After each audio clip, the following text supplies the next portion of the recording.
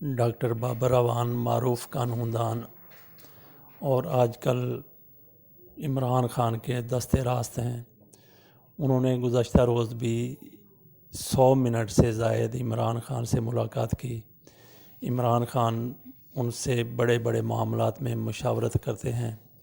میاں نواز شریف کو جب باہر بھجوانے کی بات کی گئی تو بابر اعوان ہی کی رائے کے بعد انڈیمنٹی کی شرط رکھی گئی تھی۔ اس سے قبل عمران خان ان کو غیر مشروط طور پر باہر بھجوانا چاہتے تھے۔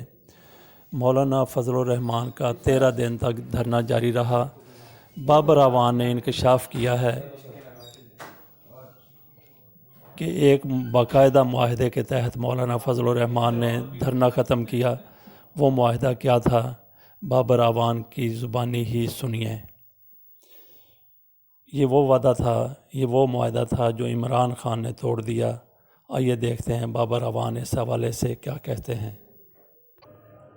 یہاں ایک بار پھر یاد دلا دیں کہ بابر اعوان نے یہ دعویٰ، یہ انکشاف عمران خان سے 100 منٹ کی ملاقات کے بعد کیا ہے۔ تو میں خفیہ بات میں پھر آج آپ سے شیئر کر لیتا ہوں۔ خفیہ بات یہ تھی کہ جو دھرنے کی آخری شاید خفیہ بات تھی اور جس پہ دھرنا واپس ہوا وہ یہ تھا کہ آئندہ پاکستان کے وزیر اعظم ڈیزل کا نام نہیں لیں گے۔ حوالہ آپ جانتے ہیں سارے کے سارے۔ تو آج جو ایک پروجیکٹ کا افتتاح کیا